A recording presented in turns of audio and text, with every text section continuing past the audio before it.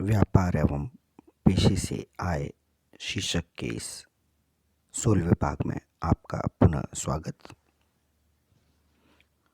यह अध्याय जयनारायण व्यास विश्वविद्यालय के बीकॉम तृतीय वर्ष तथा एमकॉम पूर्वार्ध दोनों के प्रश्न पत्र इनकम टैक्स एक्ट आयकर अधिनियम में सम्मिलित किया गया है।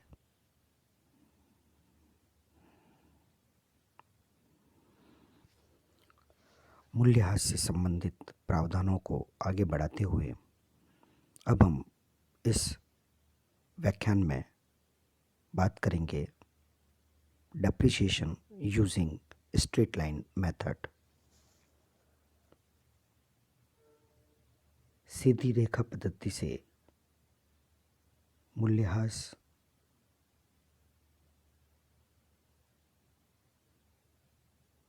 depreciation using straight line method is allowed only for electricity power producing units।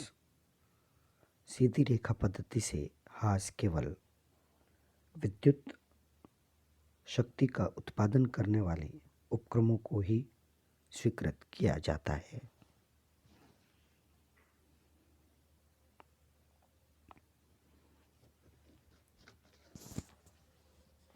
विद्युत शक्ति का उत्पादन एवं वितरण करने वाली कंपनियों एवं अन्य उपक्रमों के लिए संपत्तियों पर ह्रास स्वीकृत करने के संबंध में विशेष प्रावधान बनाए गए हैं, जिनमें सीधी रेखा पद्धति यानी स्ट्रेट लाइन मेथड से मूल्यह्रास स्वीकृत करने से संबंधित आवश्यक नियम बनाए गए हैं, जो इस प्रकार है। Number 1, depreciation using straight line method will be allowed with effect from 1st April 1997। 1 अप्रैल 1997 के पश्चात सीधी रेखा पद्धति से ह्रास स्वीकृत होगा। शक्ति का उत्पादन या वितरण करने वाली कंपनियों तथा अन्य उपक्रमों को उनके द्वारा प्राप्त संपत्तियों पर सीधी रेखा पद्धति से ह्रास स्वीकृत किया जाएगा। Number 2, for this purpose this alternative should be opted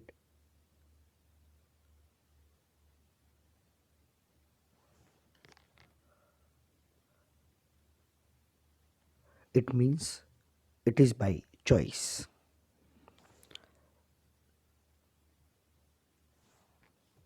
इस हेतु विकल्प का चयन करना होगा। 1 अप्रैल 97 के पूर्व से ही विद्युत शक्ति का उत्पादन एवं वितरण करने वाली कंपनियों एवं उपक्रमों पर अनिवार्य रूप से ह्रास सीधी रेखा पद्धति द्वारा स्वीकृत नहीं होता है। वे चाहें तो अन्य उपक्रमों की तरह संपत्तियों के समूह पर क्रमागत विधि से ह्रास प्राप्त कर सकते हैं, अर्थात ब्लॉक सिस्टम और WTV मेथड से डेप्रिसिएशन ले सकते हैं। अतः इस प्रकार के उपक्रमों को दोनों में से एक विकल्प को चुनना होगा, परंतु उन्हें एक ही बार में यह तय करना होगा कि ह्रास की कटौती क्रमागत ह्रास विधि से यानी WTV मेथड से ली जाए अथवा स्थिर रेखा पद्धति से ली जाए स्ट्रेट लाइन मेथड से, यानी उन्हें इस विकल्प को चयन करने का अधिकार होगा। Number 3, additional depreciation is also allowed if opted block WTV method.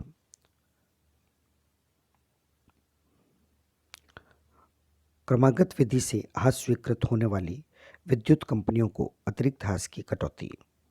वर्तमान में यह प्रावधान है कि यदि कोई विद्युत उत्पादन उपक्रम या कंपनी 1 अप्रैल 1997 से पूर्व स्थापित है और उसने सीधी रेखा पद्धति से ह्रास स्वीकृत करवाने के विकल्प का चयन नहीं किया है, तो उसे अतिरिक्त ह्रास की कटौती मिलेगी।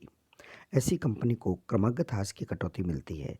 क्रमागत ह्रास एवं अतिरिक्त ह्रास के प्रावधान विद्युत उत्पादन कंपनियों के लिए भी वही है, जिनकी व्याख्या हमने पूर्व के व्याख्यानों में की हुई है। Number 4, depreciation is allowed on individual assets separately. ह्रास प्रत्येक संपत्ति पर अलग अलग दिया जाता है। एक बार स्थिर रेखा पद्धति का चयन करने के बाद प्रत्येक प्रकार की संपत्ति का अलग अलग लेखा रखा जाएगा एवं प्रत्येक प्रकार की संपत्ति पर अलग अलग हाश दिया जाएगा। अर्थात अन्य व्यावसायिक उपक्रमों पर लागू होने वाली संपत्ति के समूह वाली व्यवस्था विद्युत शक्ति उत्पादन करने वाले उपक्रमों पर उस समय लागू नहीं होगी जब स्थिर रेखा पद्धति से हाश स्वीकृत किया जाता है। Next, deduction for additional depreciation, अतिरिक्त हाश की कटौती।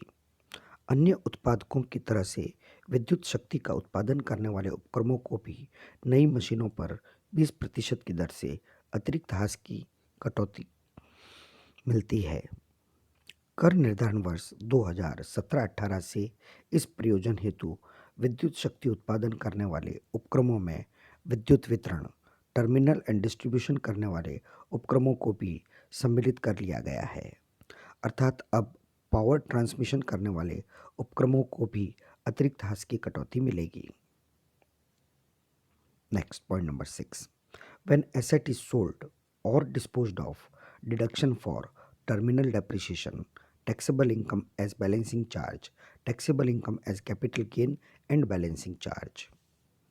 संपत्तियों का विक्रय अथवा निष्पादन करने पर यदि सीधी रेखा पद्धति से हाश मिलने वाली संपत्तियों को बाद के किसी गत वर्ष में बेच दिया जाए, नष्ट कर दिया जाए, गिरा दिया जाए या त्याग दिया जाए, तो जिस वर्ष में संपत्ति का इस प्रकार से निष्पादन किया गया है, उस वर्ष में जो परिस्थितियां उत्पन्न हो सकती है वो इस प्रकार है।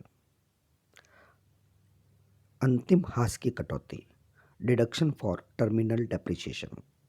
यदि किसी संपत्ति को अपलिखित मूल्य से कम पर बेचा जाए तो बेचने से हुई हानि को अंतिम हाश कहते हैं और यह जिस गत वर्ष में संपत्ति बेची गई है उस गत वर्ष में व्यावसायिक व्यय के रूप में स्वीकृत होगा। हम इसे एक फॉर्मूले के रूप में भी बता सकते हैं। Terminal depreciation is equal to WDV of assets minus sale value of assets. जो अगली परिस्थिति हो सकती है वह है संतुलित चार्ज के रूप में कर योग्य आय, taxable income as balancing charge. यदि संपत्ति अपलिखित मूल्य से अधिक मूल्य पर बेची जाए परंतु ऐसा विक्रय मूल्य संपत्ति की लागत से अधिक न हो तो ऐसा आधिक्य संतुलित चार्ज के रूप में व्यवसाय की आय माना जाता है।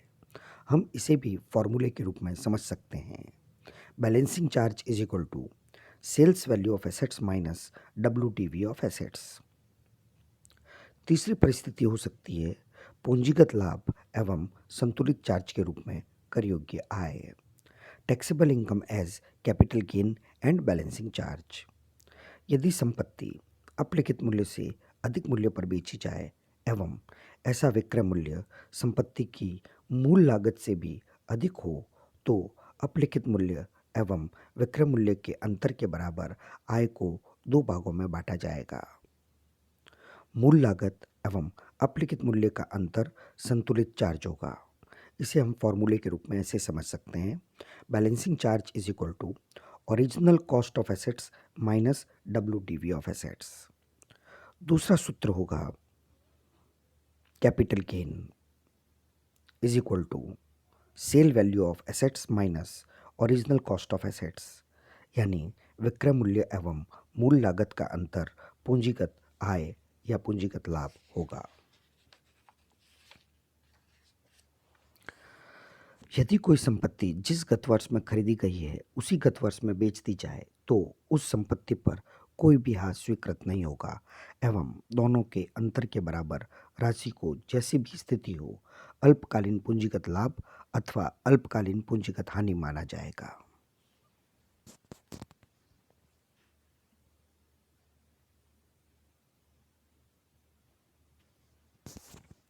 Now, let us discuss with some special deductions allowed in Income Tax Act. Number 1. Rebate on deposit in tea board, coffee board, rubber board or NABARD. आइए अब हम आयकर अधिनियम में स्वीकृत मूल्यह्रास की तरह ही कुछ विशिष्ट कटौतियों के बारे में बात करेंगे। उनमें से प्रथम है चाय board, coffee board, rubber board अथवा नाबार्ड में जमा पर छूट। भारत में चाय, कॉफ़ी एवं रबर के उत्पादन एवं प्रक्रियांकन कार्य को प्रोत्साहित करने के उद्देश्य से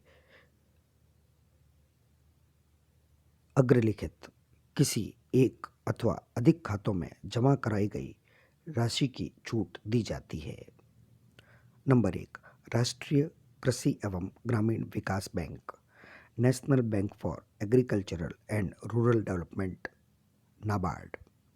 नंबर 2, चाय, कॉफ़ी या रबर बोर्ड की अनुमोदित योजनानुसार जमा खाते में भी कराई गई राशि जिसका प्रयोग चाय, कॉफ़ी या रबर के उत्पादन एवं विकास में किया जाएगा। इन खातों में राशि जमा कराने पर छूट तभी मिल सकती है जब राशि गत वर्ष की समाप्ति से 6 माह के भीतर या आय का नक्शा रिटर्न ऑफ इनकम दाखिल करने की अंतिम तिथि से पूर्व दोनों में से जो भी पहले हो जमा कराई गई हो। छूट की अधिकतम राशि। छूट की राशि दो राशियों में से जो भी कम हो उसके बराबर मिलेगी। प्रथम, दोनों में से किसी भी खाते में जमा कराई गई कुल राशि। द्वितीय, इस धारा में कटौती प्राप्त करने से पूर्व ऐसे व्यापार के लाभों का 40%। साधारण शब्दों में समझ सकते हैं, लाभों का 40% और इस अधिनियम में बनाए गए इन नियमों के अंतर्गत जमा कराई गई राशि, इन दोनों में से जो भी कम होगा उसके बराबर अधिकतम छूट दी जा सकेगी।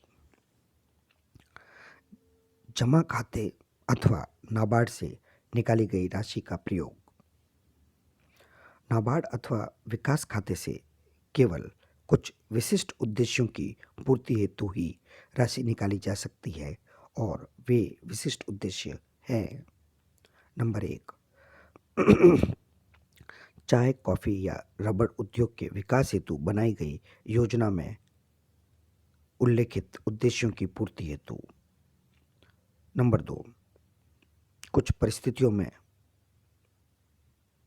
जैसे व्यवसाय के बंद हो जाने पर, करदाता की मृत्यु हो जाने पर, हिंदू अविभाजित परिवार की दशा में परिवार का विभाजन हो जाने पर, किसी फर्म के विघटन हो जाने पर, कंपनी की दशा में कंपनी का समापन हो जाने पर, निर्धारित उद्देश्यों हेतु राशि न निकालने पर कर योग्य आय। यदि नाबार्ड अथवा विकास खाते से उपयुक्त उद्देश्यों हेतु राशि न निकाली जाए तो जिस गत वर्ष में निकाली गई राशि का निर्धारित उद्देश्यों हेतु प्रयोग नहीं किया गया है उस वर्ष में निकाली गई राशि कर योग्य राशि होगी। अतः कुछ दशाओं में निकाली गई राशि कर योग्य होगी, जो इस प्रकार है। नंबर 1, यदि निकाली गई राशि का निर्धारित उद्देश्यों के लिए प्रयोग न हो तो ऐसी राशि कर योग्य होगी। नंबर 2, यदि जमा खाते से राशि निकालकर कोई मशीन या यंत्र कंप्यूटर के अतिरिक्त कार्यालय भवन में या रहने के स्थान पर लगाया जाए तो कोई छूट नहीं दी जाएगी। नंबर 3, इसी प्रकार से यदि निकाली गई राशि का प्रयोग 11वीं अनुसूची में वर्णित किसी वस्तु का निर्माण करने हेतु मशीन खरीदने के लिए किया जाए तो कोई छूट नहीं मिलेगी। इस धारा की छूट चाय, रबर या कॉफ़ी व्यवसाय के कुल लाभों पर मिलेगी। आयकर अधिनियम के नियम 7 के अनुसार चाय के व्यापार की कुल आय का 60% भाग कृषि आय माना जाता है।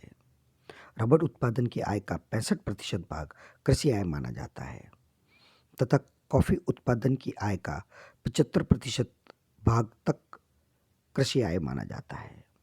यदि कॉफ़ी भूनकर बेची जाती है तो उसका 65% भाग कृषि आय माना जाता है। कृषि आय कर मुक्त होती है, परंतु इस धारा में कटौती देते समय लाभ के 40% से तात्पर्य चाय, रबर अथवा कॉफी व्यवसाय के कुल लाभ से है। अर्थात पहले इस धारा के संबंध में छूट मिलेगी और फिर शेष राशि का निर्धारण भाग कृषि आय माना जाएगा।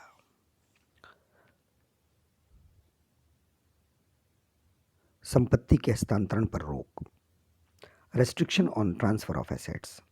विकास खाते अथवा नाबार्ड खाते में से निकाली गई राशि का जिस संपत्ति में विनियोग किया जाता है उस संपत्ति का 8 वर्ष तक हस्तांतरण वर्जित है। यदि 8 वर्ष के भीतर ऐसी संपत्ति का हस्तांतरण कर दिया जाए तो पूर्व में स्वीकृत छूट उस वर्ष में कर योग्य हो जाएगी जिस वर्ष में ऐसी संपत्ति का हस्तांतरण किया गया है। चाय व्यवसाय की 60% आय कृषि आय मानी जाती है। अतः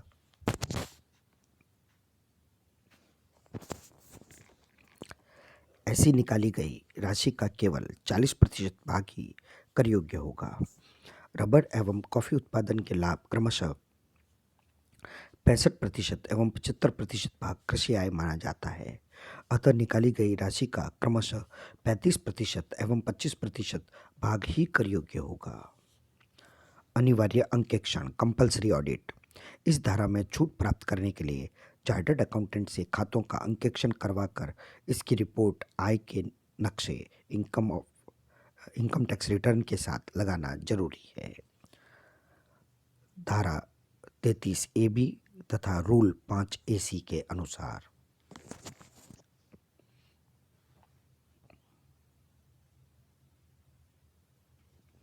next rebate.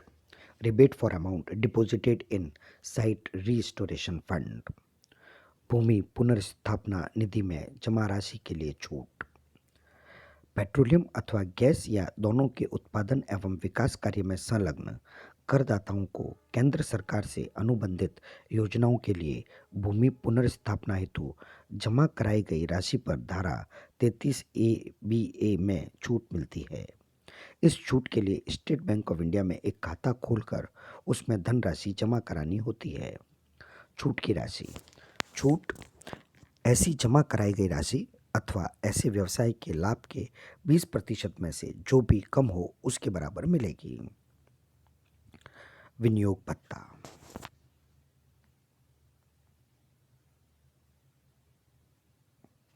Investment allowance and additional investment allowance. अतिरिक्त विनियोग भत्ता। यदि किसी कंपनी द्वारा योग्य प्लांट एवं मशीन में 1 अप्रैल 2014 को अथवा उसके पश्चात परंतु 1 अप्रैल 2017 से पहले 25 करोड़ रुपए से अधिक का विनियोग किया जाता है तो कुल विनियोग के 15% की विनियोग भत्ते के रूप में कटौती मिलती है। यदि प्लांट एवं मशीनरी में विनियोजन 1 अप्रैल 2017 या उसके पश्चात किया जाए तो इस धारा में कोई भी कटौती नहीं मिलेगी। यानी वर्तमान में विनियोग भत्ता इन्वेस्टमेंट अलाउंस की कटौती अस्वीकृत हो चुकी है। अतिरिक्त विनियोग भत्ता एडिशनल इन्वेस्टमेंट अलाउंस।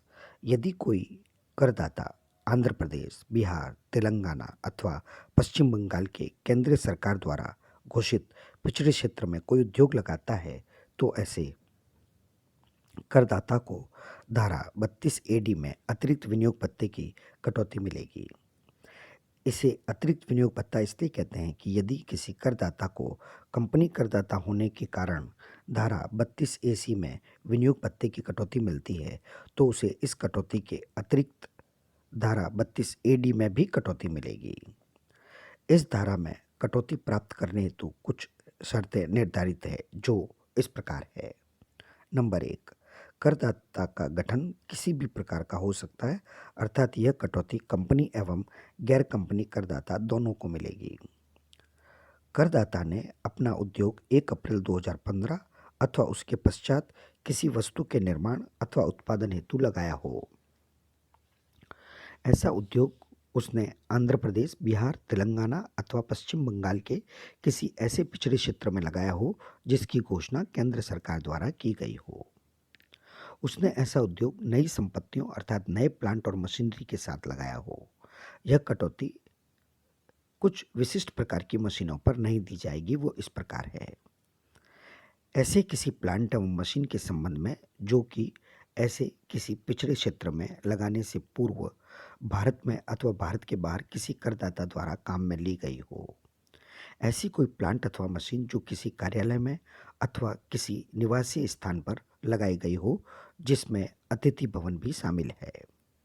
कार्यालय में काम आने वाले उपकरण जिसमें कंप्यूटर एवं सॉफ्टवेयर भी सम्मिलित है। कोई वाहन, कोई जहाज अथवा वायुयान।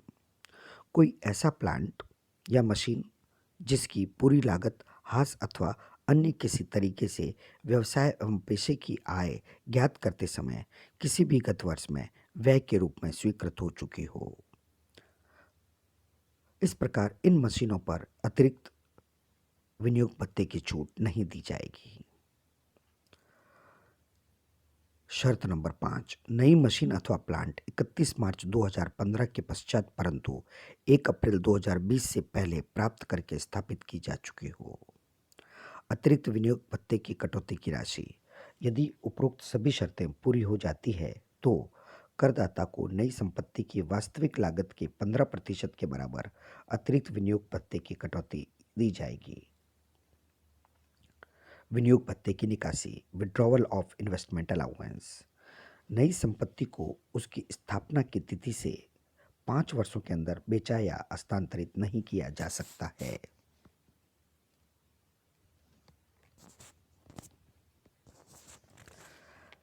यदि नई संपत्ति को उसकी स्थापना की तिथि से 5 वर्ष के अंदर बेचा या हस्तांतरित किया जाता है तो करदाता को दी गई विनियोग भत्ते की कटौती की राशि को उस गत वर्ष की आय मान लिया जाएगा जिस गत वर्ष में इस संपत्ति को बेचा या हस्तांतरित किया गया है। ऐसी मानी गई आय व्यवसाय एवं पेशे से आय शीर्षक में कर योग्य होगी। ऐसी मानी गई आय धारा 45 के साथ धारा 50 के अंतर्गत कर योग्य पूंजी लाभ के अलावा कर योग्य होगी। अब सभी विद्यार्थियों के मन में एक प्रश्न आ रहा होगा कि जब विनियोग भत्ते की कटौती 1/4/2017 को बंद कर दी गई और 1/4/2020 को अतिरिक्त विनियोग भत्ते की कटौती बंद कर दी गई है तो भी हम इसका अध्ययन क्यों कर रहे हैं।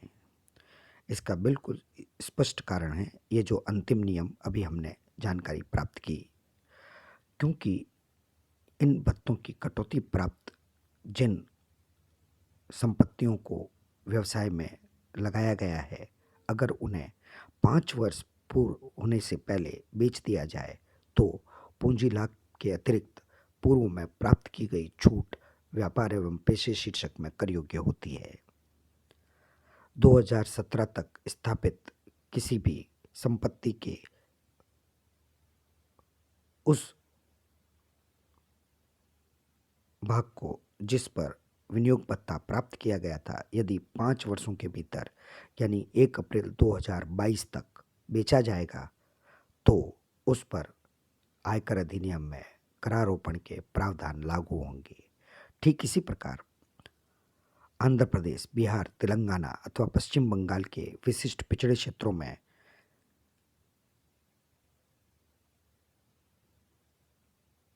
प्राप्त की गई अतिरिक्त विनियोग भत्ते की कटौती जो 1 अप्रैल 2020 तक प्राप्त कर ली गई है, परंतु उससे स्थापित संपत्तियों को यदि 5 वर्ष तक यानी 2025 तक बेच दिया जाता है तो उन पर करारोपण के प्रावधान लागू होते हैं। अतः ये सभी नियम हमें क्रमशः 2022 एवं 2025 तक पढ़ने होंगे।